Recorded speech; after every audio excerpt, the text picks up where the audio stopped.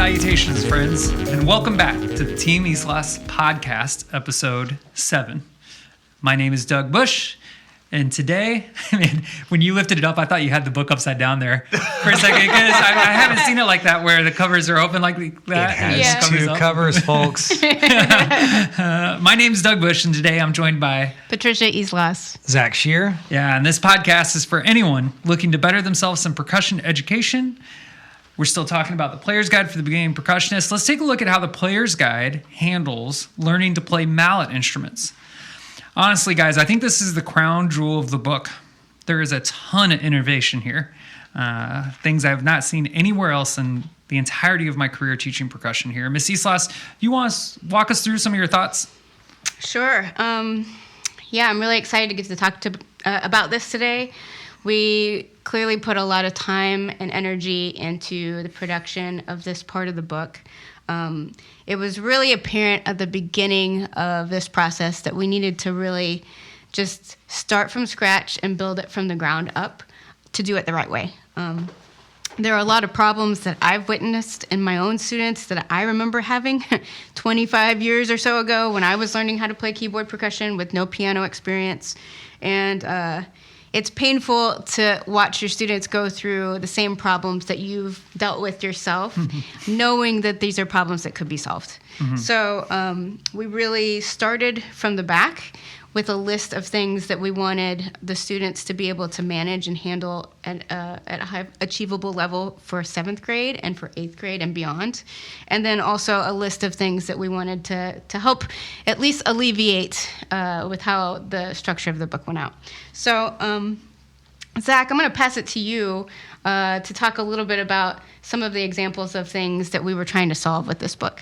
Yeah, absolutely. So I know as a percussion educator, I've sat in, I feel like specifically this happens in like all region auditions, but also just like randomly in class where you're coming in and it's like, man, that kid's playing in the wrong octave, you know, or solo contest, or, you know, they get their band music, like you're talking about, they get to 7th grade and now they're on this different instrument and they're by themselves back there in the back of the band hall. And it's like, which C is the middle one, you know? Yeah. Or does it even matter? Does it matter? Yeah. Or I didn't know it mattered, Miss Islas. Yeah. They're all C's. What's the problem? So, one of the things we've tried to address in the book, and it, you know, it's kind of being silly about it, but it's like, in order for your students to become great keyboard players, specifically at that younger age, or in order just for them to become proficient, so they don't cause problems in their band class, we need to know where middle C is.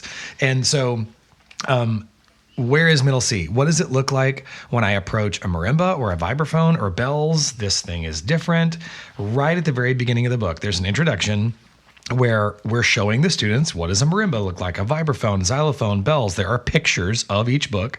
This is a place at the beginning of the book where we're just explaining what the different instruments look like. We're labeling the parts of the book, resonators, bars, so on and so forth. But you'll notice, even just here in the introduction, that middle C is labeled on each instrument. So from the beginning, it's like, okay, we're learning that middle C is in a different place on each instrument. Then when the students get into the book and start to actually learn notes on the keyboard, every time a new note is introduced, it's introduced with just a short explanation, like D is located on the 4th line, that sort of thing. Then we'll show a staff with the note D labeled. Then there will also be a little diagram of a keyboard layout, and middle C will be labeled on that keyboard layout, and then whatever new notes are being introduced are also labeled. So even if those notes are like at the top of the treble clef staff and they're not really close to middle C, we're still going to include middle C as a reference point when those new notes are introduced. So how what I'm playing on my keyboard relates to middle C, like geographically on the keyboard itself, and how it relates on the staff should be second nature to your students if you're using the book kind of the way it's laid out. So that's the first thing. The second thing, again, sounds like a pretty simple common problem, and it's something that, you know, as a teacher, you're going to eventually get this and they're going to eventually figure it out. But the question is, how much time does it take you?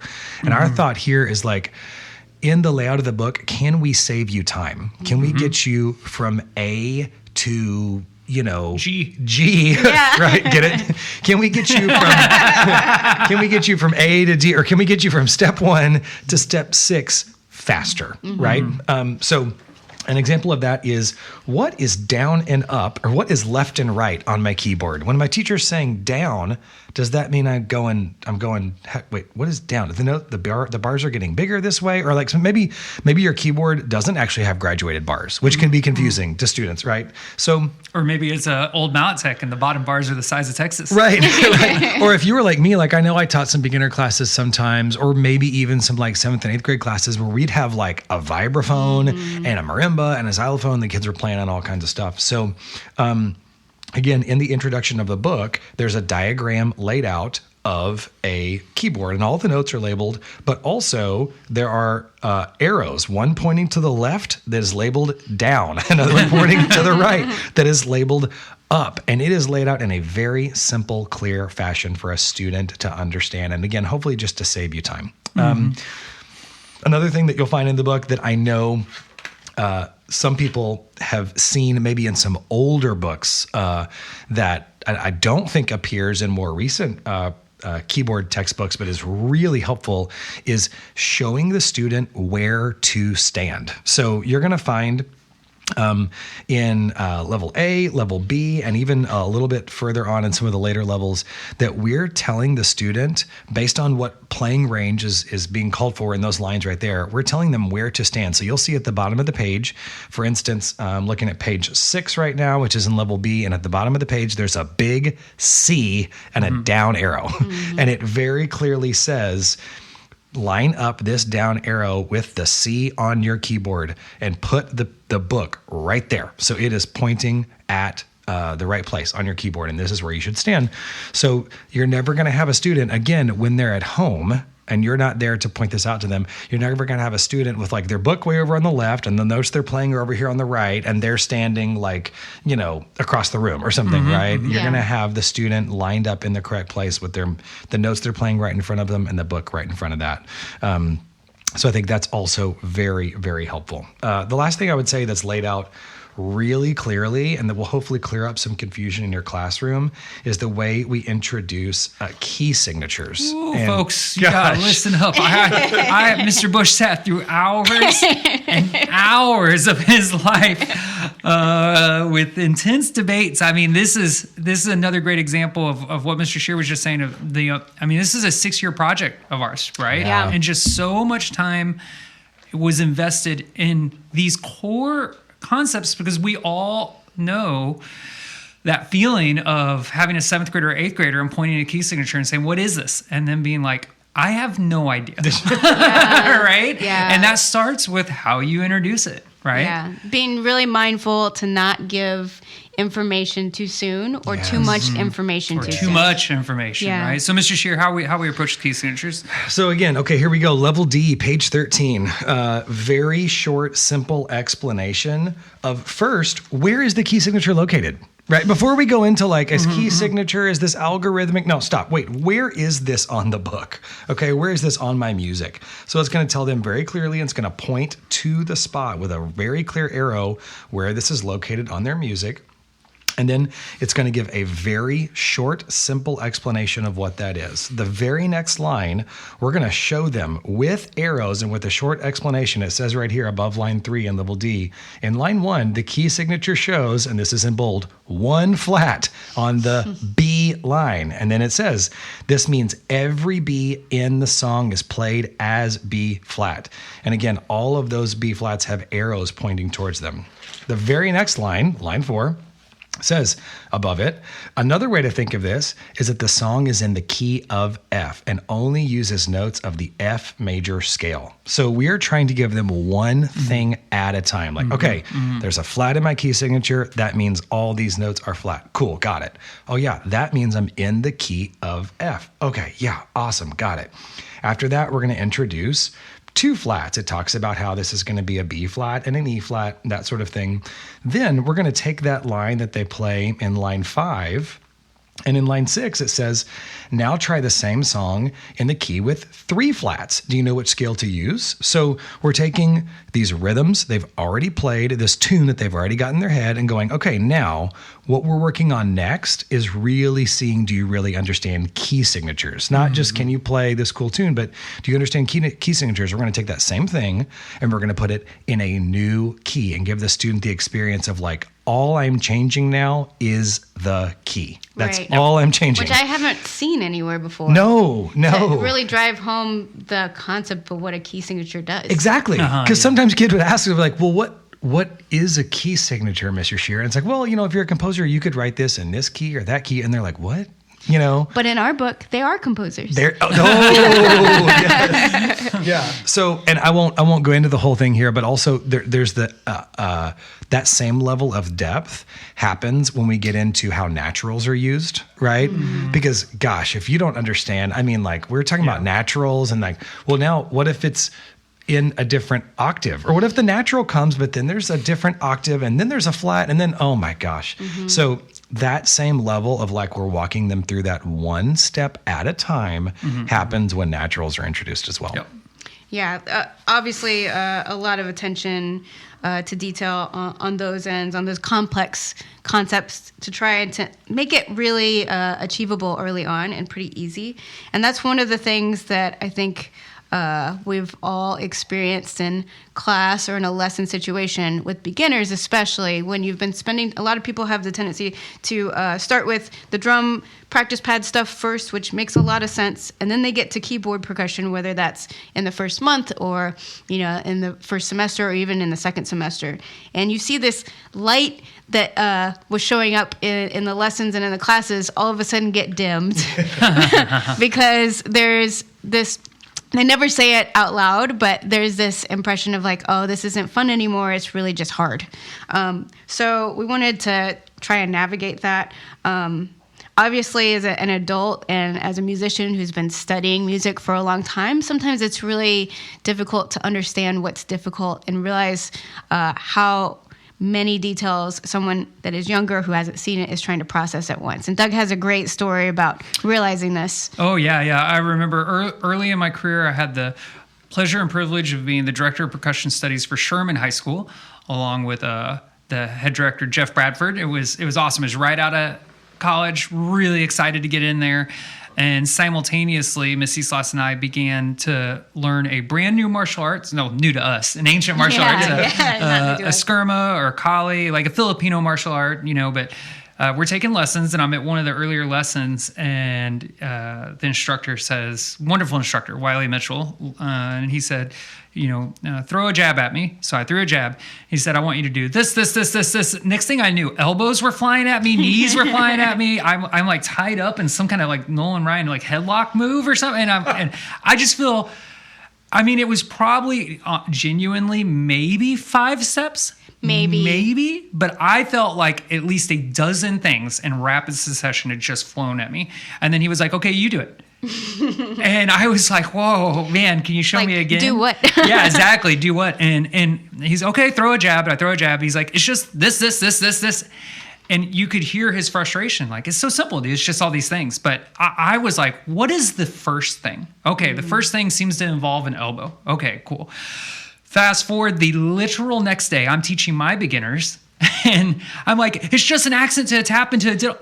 And as I'm saying the words and I'm hearing the frustration, because my beginning class was at the end of the day too, right? Yeah. I had before school marching band, I had and I'm looking at this like 12-year-old look at me in bewilderment. It just hit me so powerful. Oh my gosh. I'm doing the same thing. They need just one thing. And even some of the greatest educators I've worked with in my career, I'll see whatever, we're like in marching band, and the band directors are really excited. They're so far removed from what it is to be a 14-year-old trombone player. And we're trying to do the tempos too fast, and we're trying to do segments too far. And they've never marched. They didn't even know what marching was 2 years ago. Mm-hmm. But the band directors are just yelling at, well, I gotta do this, and let's do this. And it's just, I always just think of that to myself of like, if we could just simplify it and do one thing very basic, very slow for a while, the student will not only do it so much better, but they'll be having such a better time, right? Yeah, because they're going to have so much more success at it. And so our method of approaching it with this mentality was to start the introduction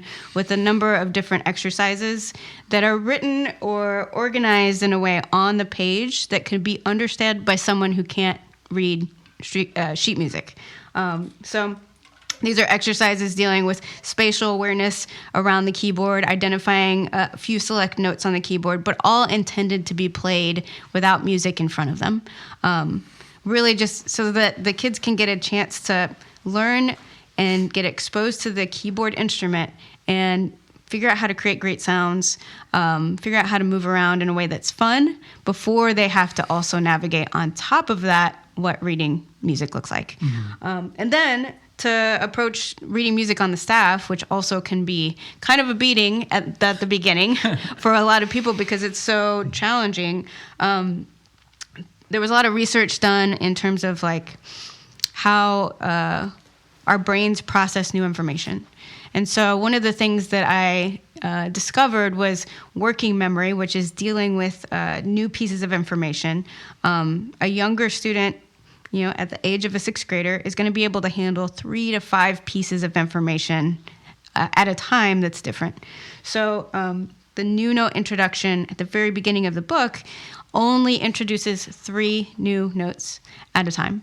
And so hopefully, even for the student that has no piano background or maybe is a little bit intimidated in reading music on the staff, all they have to identify is a high note, a medium note, and a low note, and they can be successful.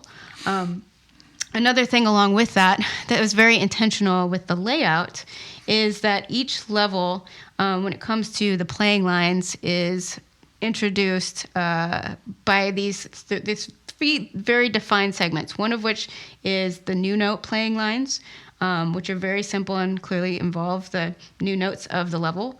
There's another section, a completely different section, that involves the review lines, which only are comprised of notes from the review levels, do not include the new notes. So it's simplified that way. And then after those 2 sections, we have a put it all together segment of lines. So they get sequentially a little bit tougher, but each step should be fairly achievable so that nothing is terribly stressful for the student. And then the final music that we have in each level is a longer etude that may be more musical, that may, as in some of the later levels, involve dynamics, potentially to be used in a way of like maybe the playing lines before or for sight reading, and this musical segment is for music that you take home and you spend some time learning practices or skills to practice things at a high level that you bring back to class, but really structured in a way that there's plenty of material for examples, but nothing is too terribly difficult or challenging that can't easily be managed. So I think the next thing, Zach, I'm going to pass it to you. Is there's anything else that's outstanding or that you think that should be mentioned about the keyboard book? Yeah, so I'll add 2 things, TeamIslas, to what you just said. When new notes are introduced, the very first section you're going to see, so for instance, I'm looking at level B, page 4 right now in the keyboard book. The new notes are introduced, and then there are 4 lines in a section called Write It In. So you're going to see those notes that we just introduced. We told you, for instance, B flat is located on the 3rd line, yada, yada, yada. And then we show you a staff with B flat on it. And then we show you a diagram on a keyboard with middle C referenced. Then you're going to get some lines that have all of your new notes just with note heads on the staff and blanks underneath where the student is going to fill in to identify that note. Okay, yeah, I'm going to write it in. That's B flat. Okay, that's D. Okay, that's C. Good. Then the next line is the inverse of that. So the staff is blank, but the blank lines underneath the staff are filled in with a B or a C or a D, and their job is to write the note heads on the staff. So before they are asked to play them, they are asked to make sure they can identify them and prove that they can identify them on the actual staff, both by writing in the note name and by writing in the note head. And then TeamIslas, in those sections that you referenced, new note practice, review, and then put it together, which are sections that appear in every level, next to that heading, you're going to also see, and more importantly, the student is going to see listed there what notes are used in these lines. So kind of like you said earlier, Mr. Bush, like we're not trying to trick anybody. We're not trying to trip up the students like, I snuck a B in there. Gotcha. Like we want them to know what's coming and have the tools to be successful. So, even in the like musical practice lines towards the end of each level that are more like a short etude, the notes that are going to be used in those lines are listed right there. So the student is ready and knows what to look for on the page. The other thing you're going to see in the keyboard book that is different than some of the other resources that are out there is stickings. Again, kind of like we talked about earlier with some of the up and down and those other things. Will your students figure out stickings eventually? Will you help them figure out stickings eventually? Yes. Would you be able to do it quicker if stickings were already in their music so you can focus on the really, really tough things for them? Yes, you can do it quicker that way. So stickings are found all throughout. I mean, in every single line, there are stickings. In the keyboard book. Now, you will find a place in level G where we get to like what I like to call choose your own adventure with stickings, right?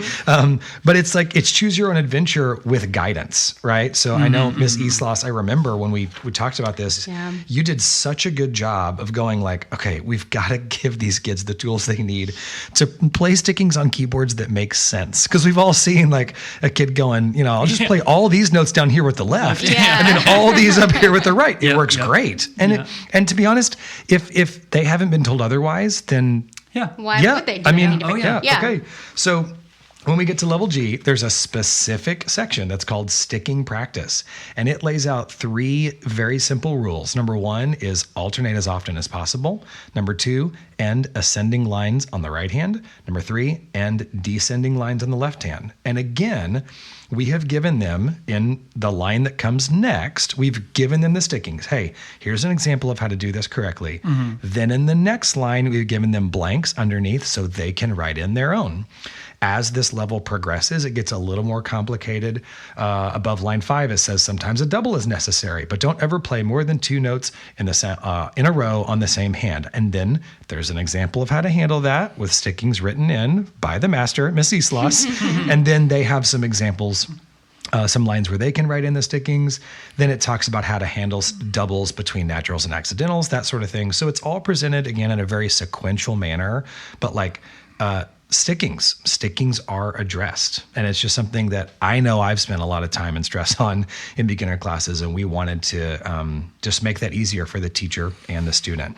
The same thing applies when it comes to scales. So I know some people might do a lot of scales right up front. If you want to do that, go for it. Some people might want to let the scales be introduced as you learn new notes and as you start to learn more about key signatures. That's the way scales are laid out in the book. Again, referencing back to the snare drum episode, we are in favor of long on-ramps. So being able to learn a few scales at a time, master those. But as the semester goes on and as you get closer to the end of the book, obviously the playing level of the students is increasing. So you'll notice towards the end, when we're introducing some of the sharp scales at the end, because it does go circle of fourths first and then circle of fifths second, you'll notice that when the new scales are introduced, an arpeggio is introduced at the same time.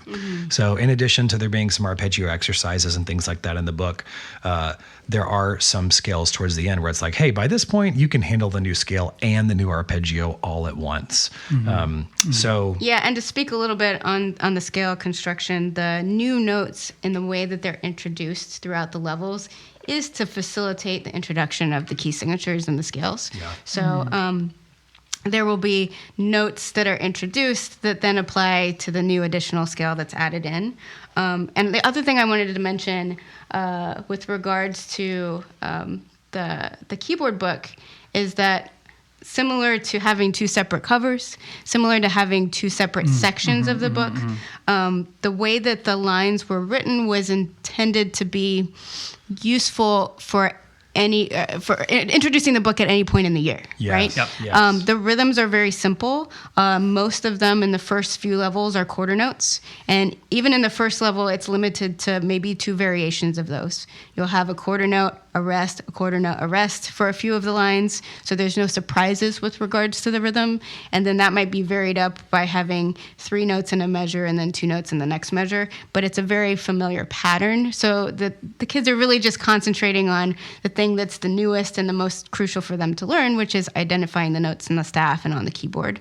And that is hopefully allows for the educator to have a freedom of using it whenever they feel like they want to use the keyboard part of the book or whenever they need to. Some people have concerts early in the year and they need their students to learn keyboard music pretty quick because they're doing Christmas music or Halloween music or whatever, and you can implement it early. It could be happening in the first month of class, or if it does happen later in the year, the simplicity of the rhythms still allows for focus on notes and sound quality and technique, which we all obviously want them to do at a high level. And Miss Islas, you mentioned the exercises that come at the beginning of the book, which are designed to give the student familiarity with the keyboard before they can read music.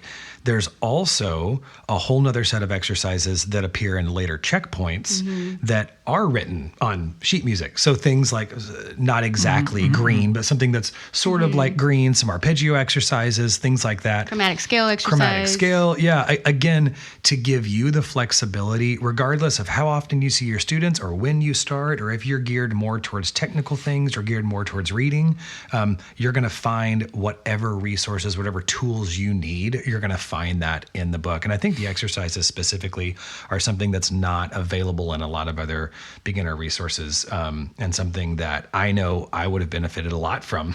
A lot of those exercises, I found myself just kind of teaching by rote, which is maybe helpful in the beginning of the year, but later on, if my students can read, it would be a lot more helpful to have those things written out. So I think those later exercises really fill that space very well. Right. So the construction of the exercises and the layout and the way that the information is introduced, all with the mentality and the goal of making it an achievable task of learning how to play keyboard percussion, but also keeping in mind at the end of the day, any of this stuff just needs to be fun. I mean, that's why we come to music. That's why all of us started playing music and are still involved in this activity at any level, is because music is fun. Yeah. So, Doug, would you speak a little bit about how we were able to implement that? Sure, of course. I mean, there's been a lot of talk here of pulling these inspirations and doing these deep studies away from kind of the field. And one of the things that you'll come across is the overwhelming scientific data that points to children learning and retaining things better when it is fun or it is a game to them, right? If they are enjoying the process, they end up learning it more, right? And so then he comes in, I mean, there's a bunch of simple methods that you applied here, but the titles, having these titles for 6th graders, as opposed to Etude 7, right? Having like Battle Chef Brawl and the Dodo Code and Let's go. Okay, hey, there ain't no coming after Mr. Bush here for his awesome Mario accent, right? But yeah, the kids end up enjoying these silly titles so much. It's memorable. They get excited. They come back. Can we do Chucky Brown? Can we do Chucky Brown? And then they will title their own compositions in the composition thing. And it's wonderful because not only is it a fun thing, but I've learned a lot about my students when they come in Right. and they're like, Arjun ate my ice cream, and I'm like, who's Arjun? Oh, that's my little brother or whatever, so it's, this is things to keep them engaged and fun and involved with it. The etudes, many of the etudes have familiar melodies for us, don't let Nintendo know, but there's some stuff in there that, you're probably going to enjoy. And I can say as an educator, if I'm not enjoying listening to the music, what is the likelihood this 12-year-old is going to enjoy the process of practicing it? But the inverse is true as well. Anytime I hear a kid playing that Mega Man chart, it gets, it's like, oh man, or that Rusko tune or whatever. It's really, really exciting. We got the solos, and, I would say kind of like what we had said for the snare. the person that's composing all this, Miss Islas, has a long track record of like an internationally acclaimed composer, you know, where she's written things for PASIC and TMEA and Midwest, right? Several award-winning drum lines, but arguably most standout accomplishment is what is now kind of like the gold standard de facto intermediate to advanced 2 mallet book, Momentum, right? Where that's another great example of like, by making it logical and systematic, but then making the music sound cool, right? Like, we have had so many middle school students over the years that have heard an older student playing something out of Momentum and gone, oh my gosh, what is that? I want to play that. I don't know if you're ready for kinetic energy, buddy, right? You know what I mean? And then they do it, but simply because they enjoy the music, right? A lot more than, you know, the brown jug quilts a coat or whatever, right? You know, you need to have something in here and that appeals to the demographic that we're trying to get excited for. And Mr. Bush I think that was also a huge part of that. Yeah. The cover of the keyboard book. This is if I had to pick one, I would pick the cover of the keyboard book. It's my favorite. You know, I remember when we saw it for the first time, I was like, that's cool. Yeah. That's really cool. So just when you were talking about making it fun and appealing to the student, I was like, yeah, look at that cover. Yeah. I mean, Yeah. it's cool. Yeah. Oh, yeah. I mean, Gabby did such a great job with both covers. did. But I mean, there is a truth to the matter of, I think all of us probably have a memory of when we saw 4 mallets for the first time. And it was like wizardry here. Yeah. This is straight up Harry Potter. And I can remember Eric Martin many years ago saying, like, man, when these 12-year-olds, these 6th graders, you know, we do a thing where the 6th graders come up and see the high school drumline. And he's like, man, when they're sitting in front of Lily Lee, and I mean, Miss Islas herself has a beautiful story about the first time she saw, you know, really high level 4 mallet playing by someone in the high school she was going to go into, and that changed the trajectory of everything she did. So, you know, we're trying to single out the things that make mallets fun, cool, exciting, all those things. Yeah, you know, in closing here, guys, thank you so much for hanging out with us today. We'd love to hear your thoughts on the implementation of the mallet mode, you know, with your program and things that you've seen that it's kind of hopefully helped you with. And if you have any questions about that or the podcast or kind of anything at all percussion related, send them to TeamIslas@gmail.com. That's TeamIslas, TeamIslas@gmail.com. Shout out to all the great percussion companies that support Team Islas. This is Mapex Majestic Percussion, Remo Drumheads, ProMark Sticks and Mallets, Sabian Cymbals, Beetle Percussion, and Lot Riot Apparel. Mr. Shear, if our listeners want a beginning percussionist that can play White Knuckle Stroll, where should they pick up a copy of Player's Guide? Anywhere fine percussion texts are sold, such as Dallas Percussion, Steve Weiss Music, your local music store, or TeamIslas.com. That's it. Hey, don't forget to like, subscribe, and if you can play White Knuckle Stroll off the left backwards inverted, then give us that 5-star review. Remember, friends, step 1 is time. Step 2 is sound. Step 3 is subscribing to the Team Islas podcast.